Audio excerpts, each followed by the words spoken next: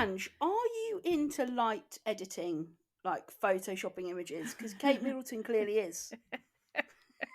Have you seen that statement that she's put out? I mean, it's just all a bit weird, isn't it? As with most amateur photographers, Yeah. I like to edit my own, but I don't think I've ever seen the royal family talk in such an informal way. Well, I mean, there is some big shit going on. There's some conspiracies, there is isn't some, there? Well, just the whole thing is just a little bit weird, isn't it? What do you think's going on? Obviously, just to say, guys, at the top of the show, this is just our own opinion. Yeah, it's this just is all not us. the opinion held of Warner Brothers or anyone else in conjunction with this Kensington podcast. Palace. Or Kensington Palace. We don't have any inside scoop. We're merely two people, two sisters, chatting dickheads. two dickheads, chatting on a podcast about a load of shit. And I have been totally like enthralled by this. I mean, the thing is, if they weren't so secretive about everything, if it wasn't this whole, I mean, you know, even with Charlie, you know, yes, he's got with the old mate Charlie, even with sausage fingers, Charlie sausage fingers. Yeah, you know, it's like we know he's got cancer, but they won't say what all that happens is it just fuels this gossip. People make assumptions about things. What I think is amazing is when I saw that picture on Instagram, I didn't even look twice. Same. I was like, oh, there's a nice picture of her with the kids. That's nice on Mother's Day. But have you actually looked? Have you read what is wrong with it and looked at it now? I mean, the zip on her coat is completely and then one of her hands is all blurry. Charlotte's cardigan is like missing a bit, and also she's not got her rings on. Also, her hands look really big. Yeah, don't they? I mean, it's hard as well because it's like there's obviously something going on. Whether it is her health, you know, something because obviously the statement they came out with a while back was that she'd had to have this surgery, and so there's a part of you just thinks I don't know. I feel sometimes like I feel bad and sorry that this is the way it is, and that you know this photos come out, and then it's all everyone's like been looking at it and studying it and going, well, actually, this is definitely clearly been doctored, and then more rumors start, and then it becomes an even bigger. And then she's had to put out a statement, which is very weird, about talking about editing photos. And should I let you into a secret? Did you edit them? No. Oh, like Eminem talks about Dr. Dre being locked in his basement. Kate and I are releasing a single shortly. Right. We're basically the new Eminem and Dr. Dre. Okay. And there's a line in it that says, and then Kate Middleton said, "Nothing, you idiot. Kate Middleton's dead." Right. Shit. Okay. She's not really. If you've started this halfway through, that's just a joke. It's just a joke, guys. Okay, for royalists out there, she's not dead. Well, she might be, as far as we know. But this is just me dicking around saying that myself and Kate Middleton are the next Dr. Dre and Eminem. Which actually does explain a bit. You know, if that is what's coming out. We've just been laying down tracks. Exactly. We've just been you know, tucking yourselves away, just, you know, coming up with some collabs. The kids wanted to come over to see her yesterday for Mother's Day. We said, no, you're not allowed. I said, look, Big Willie Styley, will you put together a photo? Yeah. He did it. He fucked it up. Yeah. He's and now not we're in very this shit good mess. at editing, and now we're in Big this Willie mess. style. And Yeah, I've Big had Willie to now style. release the exclusive on Finding the Funny that Kate Middleton and I are going into a collab. Yeah, collabing. We're collabing. Collabing. Well, but yeah, it's all very weird. Also, it is. Big Brother, I'm not up to date with it, right? I'm not up to date at all. I'm going to finish, I mean, I won't finish watching it tonight because I'm going to be working till probably 3 a.m. Brilliant. But I am going to try and catch up with it. Yeah. But do you know what's really getting on my tits? What? Gary Goldsmith going around saying, you know, I want the public perception of me to be changed. Gary, I have never had a perception of you in my life. I don't even know who you are, mate. I didn't know that you were Kate Middleton's uncle until this very moment. And then when he started saying, I don't want to be a celebrity, why have you gone on there Celebrity Big Brother then? Like I've got no desire to be a celebrity. I just want to change the public's perception of me. Which they don't have because no one knows who you are, Gary. What? Also, the fact that he kept banging on about the fact that he was the CEO, the Chief Entertainment Officer. I mean, who the fuck says that shit? Yeah. Gary. Get a grip. Gary.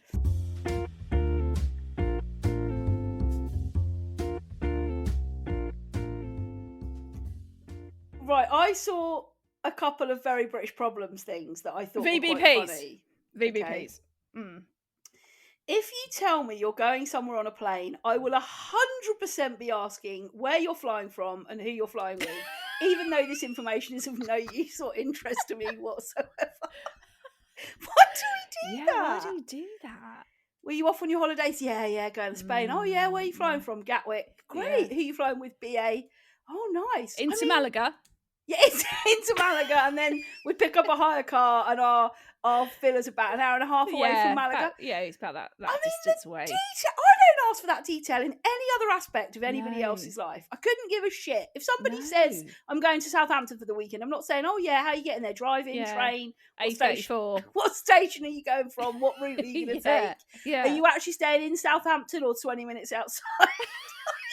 Why do we get so obsessed with where are you flying from and who are you flying with?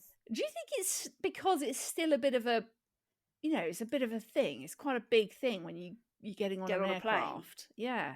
Aircraft. I also wonder whether it's people trying to figure out the class that you are. Like yes. I'm flying from Luton with Ryanair. Shit, dodgy. That's gonna be cancelled. That'll be cancelled. You're not going to Spain. Good luck getting that money back. Or I'm flying from Heathrow. All very nice. BA. All nice. Yes, Terminal 5, home of BA. Lovely. Yes. You have got cash. Yeah. Yeah.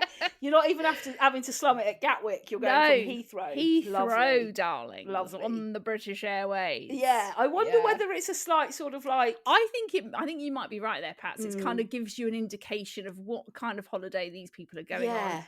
And what level of cash they spend. What are they prepared to put their money into?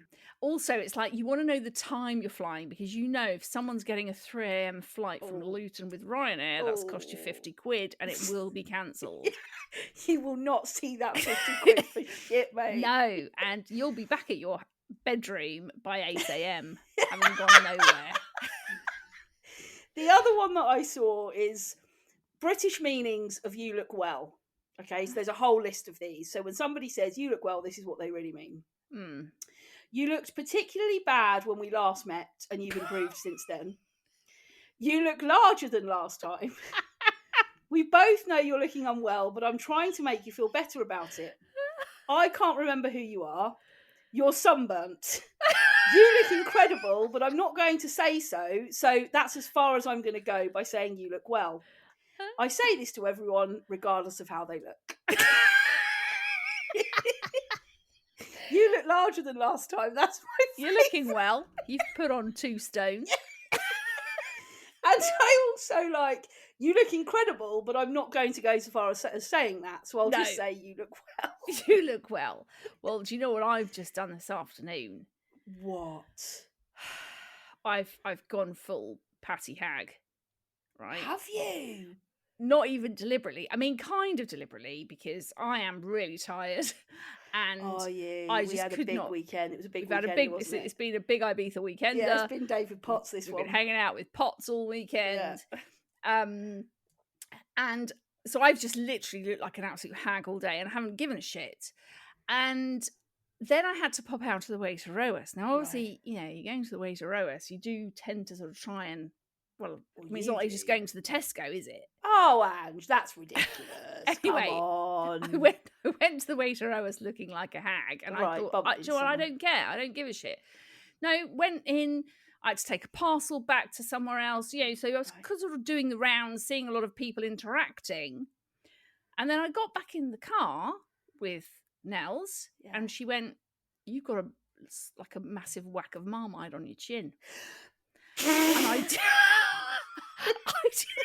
And I literally went, shit, have I? And then I pulled the visor down, and there's this whole string of which has obviously been there since about 8 a.m. Brilliant. And I was like, what has happened to me? And that then, is do you know brilliant. what I thought?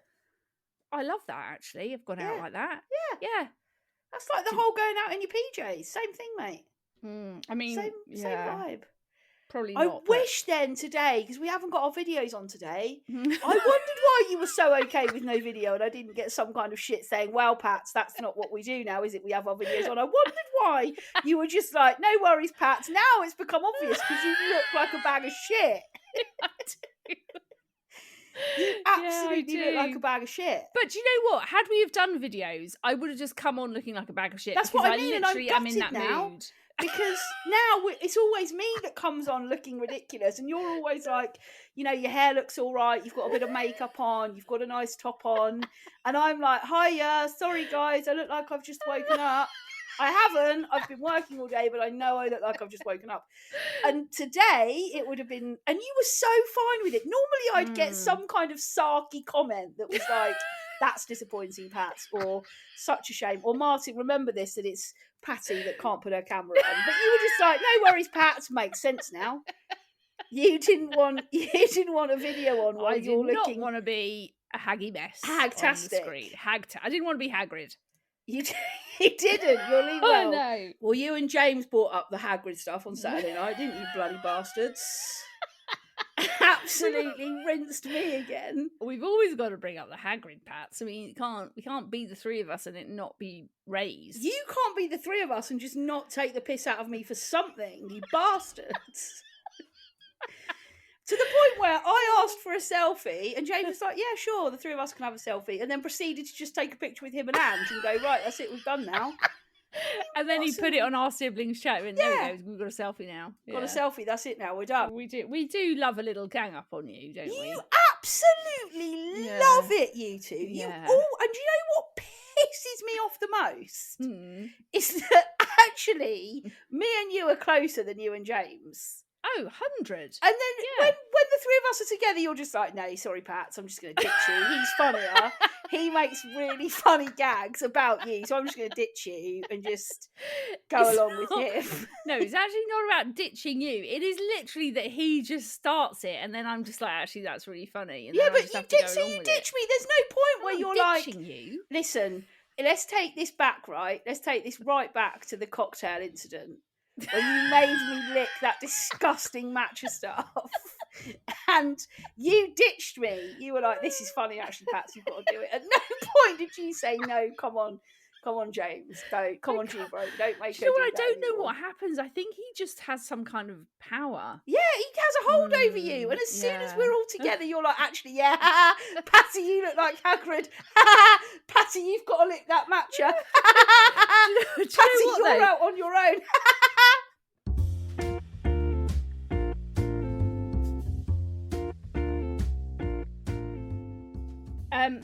Now we did get a message in from Alice Melinda, which I feel I need to raise. Okay. And bring it. This is really, it's quite specific to Tricky, actually. So Trick, Martin. I'm just kind of bringing you in on this because, you know, I just want to make sure you listen and take it in. Oh, Martin's just put, oh God. Martin's put, oh no. This is it. This is the end of Martin's career as we know it. So this message came in from Alice Melinda. This was last week. She said, right, amazing pod, 10/10 as usual. However, I'm driving along, tittering away to myself, joining in with the heavily into with Patty and Ange, and then suddenly it stops. Am I the only one who is missing the Bosh? Where is the Bosh? # bring back the Bosh. Now, I have to say that the Bosh is there. I think Trick might have dropped the Bosh. Right. So I replied to Alice. I said, I also noticed the missing of the Bosh. I shall be having words with our producer about this. Don't you worry, Alice. Now, he did drop the Bosh. Right. Well, I'm afraid, Trick, for Alice, she wants the Bosh back, and I think a lot of people are going to want the Bosh back. So can we start a hashtag bring back the Bosh? He's not dropped the ball, he's dropped the Bosh. I'm going to start saying, I dropped the Bosh on that. She did actually say, I'm so relieved, I can't wait to Bosh next time. So as long as we make sure the Bosh is back, Trick, for, you know, whenever we do. But maybe there's, okay, Can you give me a Bosh? Right, we're all going to be quiet now. Angie's going to give us the best Bosh she's got. Okay. Bosh. Amazing. Brilliant. Okay, we're back in the bags. We're back in the game. Alice, Perfect. The Bosh will be back for the next time. Bring back the Bosh. I've dropped the Bosh on that. Yes.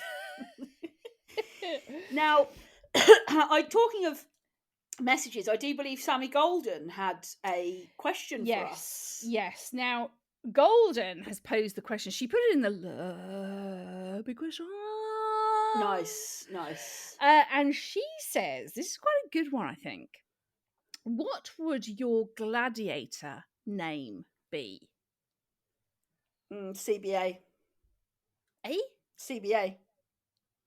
CBA? Yeah. Well, you just be called CBA. What, you just can't be asked? Can't be asked.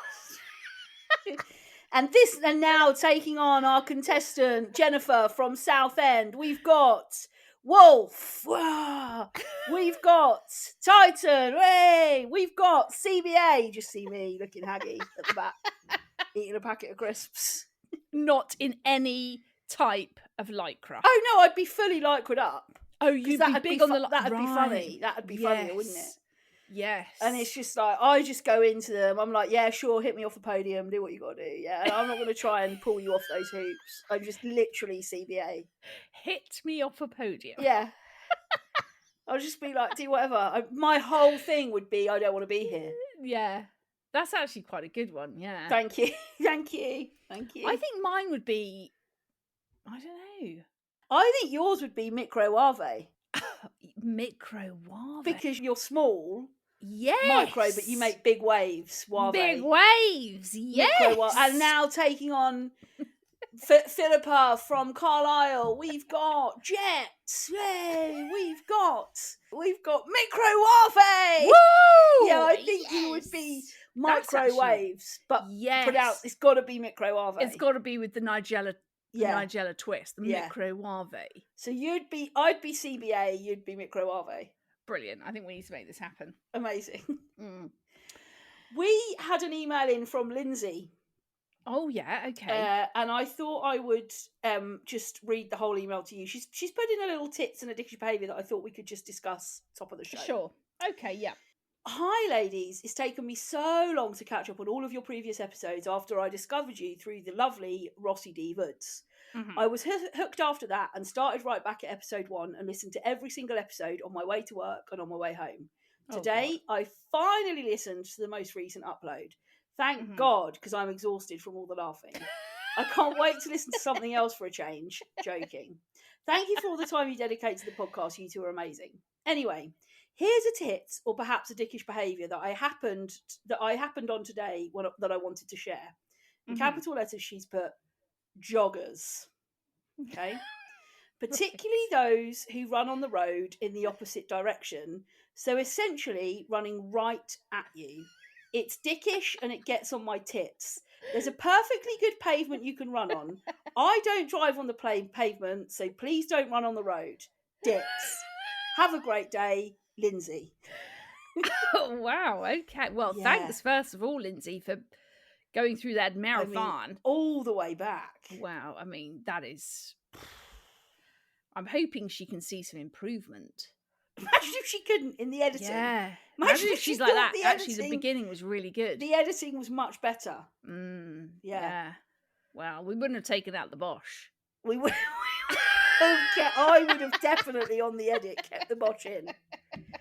But I think the whole thing around joggers is similar to cyclists, isn't it? Yeah. Because look, I get it. You want to go for a jog, that's fine. Now, just to be clear, Lindsay, they are supposed to run in the opposite direction to the car. That is a safety measure. Safety reasons. That is a safety measure. So yes. We can't hold that against them. No. But why do people, when they're running, when there is a pavement, run on the road? Do you know what it is? Okay, and obviously I've sort of done a little bit of running here and there myself. Right. Hang on.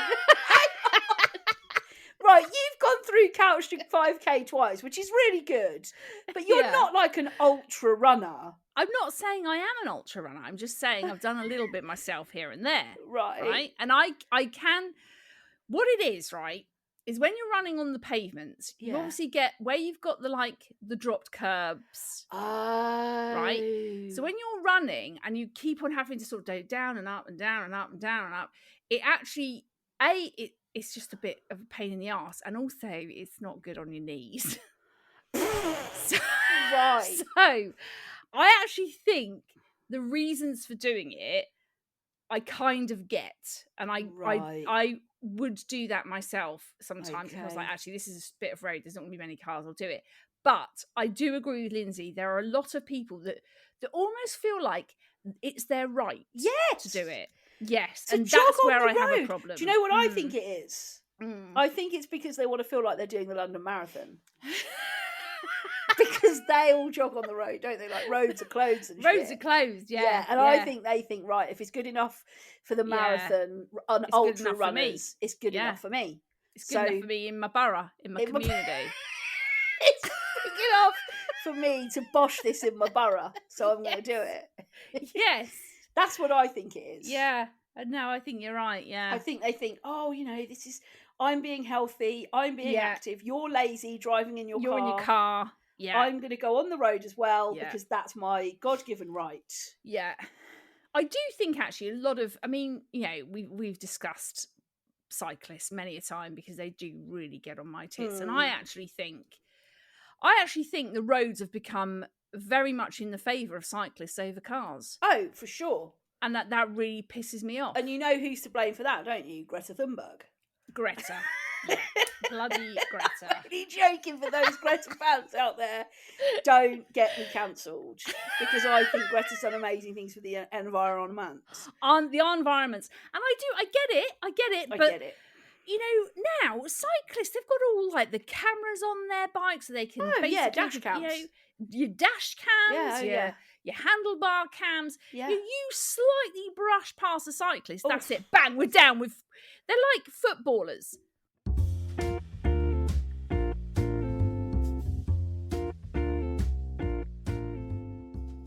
Okay, so the thing that has been getting on my shitting tits, and I'm seeing it more and more, which is just winding me up more and more, right? Are people on your socials, mainly your gram, right, using these little tiny microphones?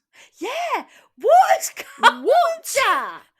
Why have people decided? Yeah, that is true. Actually, that is true. There are a lot of people now that I wouldn't have put in the small mic bracket. Who? Right, there's this one woman I follow. Yeah. She's called Impo. Oh yeah, Impo Life, yeah. Right, yeah. I love her. I think she's brilliant. But she started using a little mic. Micro mics. Micro mics. Yeah. And I just don't. And then they actually, they hold them like a microphone to their mouth, like a tiny little microphone. Yeah, and why talk has that into become it. Such a thing? Why have people started doing that? You don't need a microphone. Do you know what's on the same vibe as that came out for a while? I think we did discuss it, but it's the same thing, and it really pissed me off. People that walk around with like bags that cost £100,000 and they're the size of a paperclip. Yes. Balenciaga bought out a bag that was like 50 grand. You couldn't fit anything in it.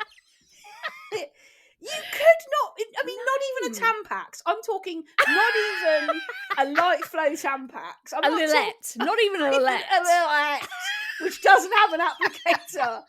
A non-applicator tampon. You couldn't have, which is essentially a bit of cotton wool, right? With a string on it. You could, and they're going to their award ceremonies, and they're like Balenciaga, and they're walking in all their designer gear with a microphone and a tiny little bag. Those bags, man, they fuck me off so much.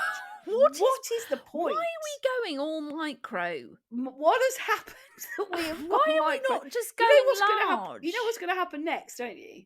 What? We're going to turn up at the supermarket and the trolleys are going to be like, you can only fit a paperclip in them. And we're going to be expected to carry them around in the palm of our hands and try and get as much shopping in them as we can. It's just crazy, isn't it? Yeah. Do you know what I blame? Don't get it. Which I do actually love. What? Those videos of people doing micro cooking, which we have talked about before, and I love those so much. I think that is where all this has started. People have gone micro-tastic. Yes, making little micro burgers in their micro kitchen, their micro pans, whilst talking into a microphone and carrying their micro bag. What? I just don't get it. Yeah, it is weird. Yeah, and loads of people are doing it. It's like they think that it looks cool or it looks funny, and it just doesn't. It just looks odd. You just look stupid. You just look stupid. Yes. Honestly, guys. When I saw Inpo doing it, I was quite disappointed. Were you? Yeah, I thought, Vicky, what are you doing, love? What are you doing? I wonder if one of those microphones would fit in one of those micro packs. That's probably what. Yeah, you just pop that in. Maybe that's why they were invented. Yeah, you can pop in your microphone and your Lilette, and you're good for the night. And if you've whacked up a micro wrap in your micro kitchen, you might squeeze that in there as well. Pop that in, just if you get a bit peckish for later.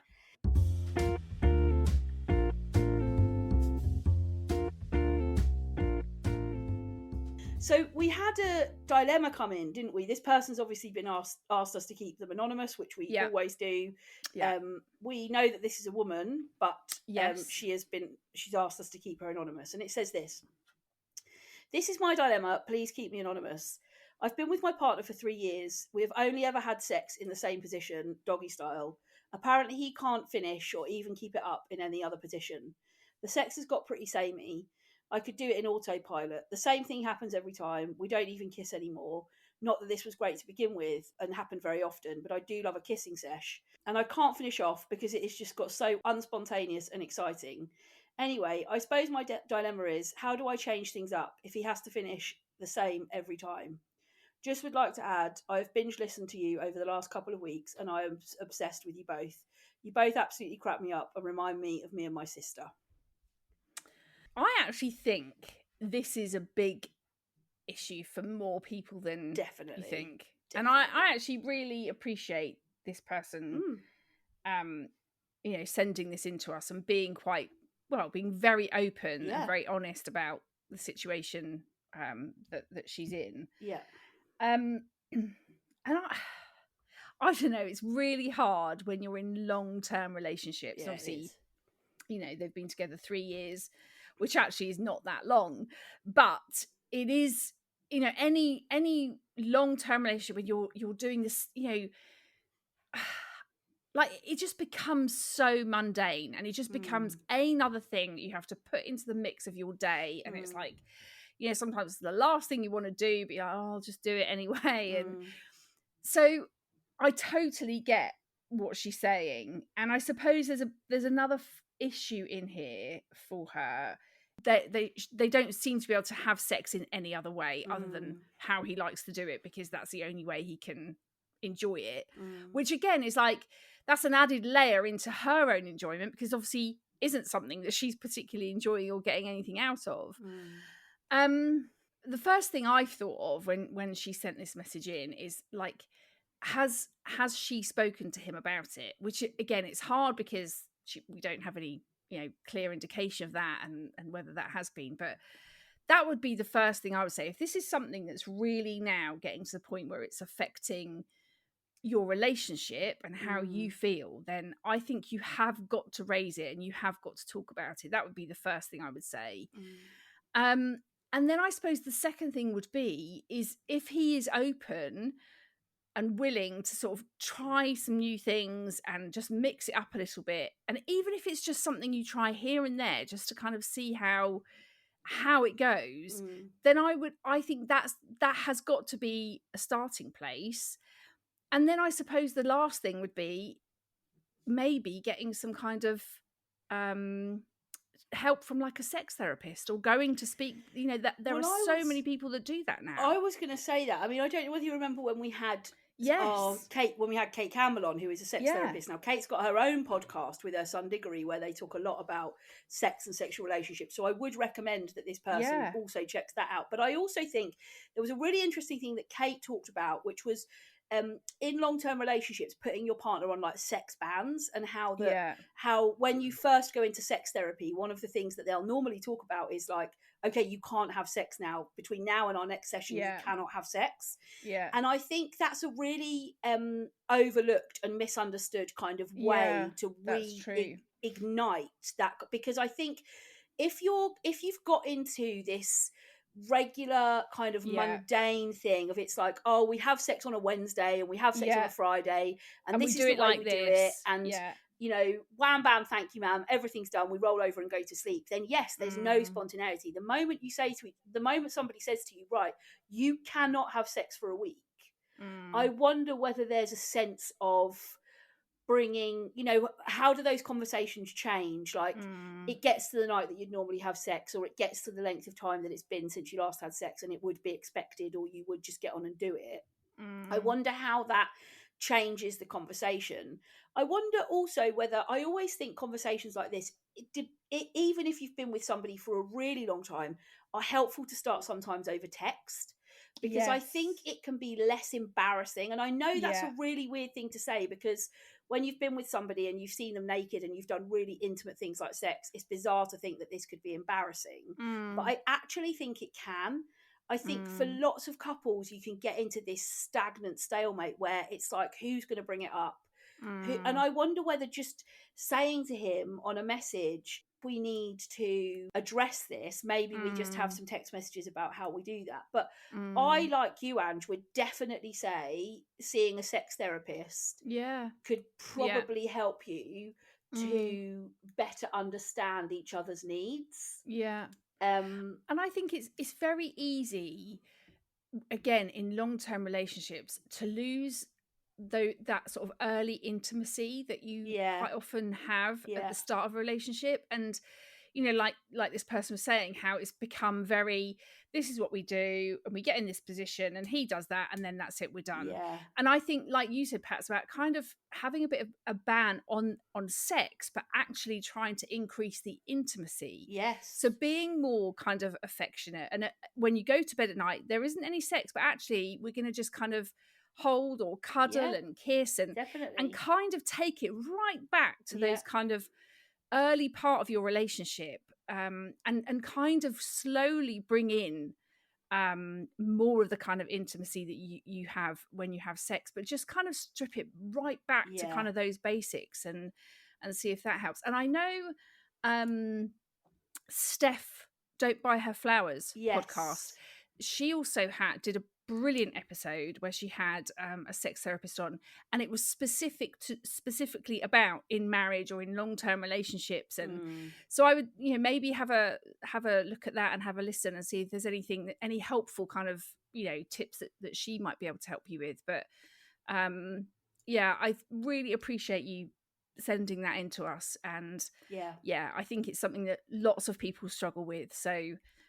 thank you for sharing, and I really hope that, you know, you're able to kind of get some help and bring the spark back. 100%. And as we always say with Dilemmas, if you ever feel like you'd like to give us an update on it, please, we would love to hear what happens in the coming weeks and months. But yeah, thank you very much for getting in touch. Well, there we go. That's the end of another episode. We've flown through it. It's felt like a good one. Thank you, as always, everybody, for listening. We really appreciate your continued listening and support. We love getting your messages. We love hearing from you. Remember, there's loads of ways you can get in touch with us. You can find Ange and I both on Instagram. I'm at Ruth_Corden. She's at Ange Corden. You can find the podcast on Instagram, Facebook, TikTok, and YouTube. Just search Finding the Funny Podcast. Or you can send us an email, findingthefunnypodcast@gmail.com. But Ange and I will be back next week helping you to find more of the funny.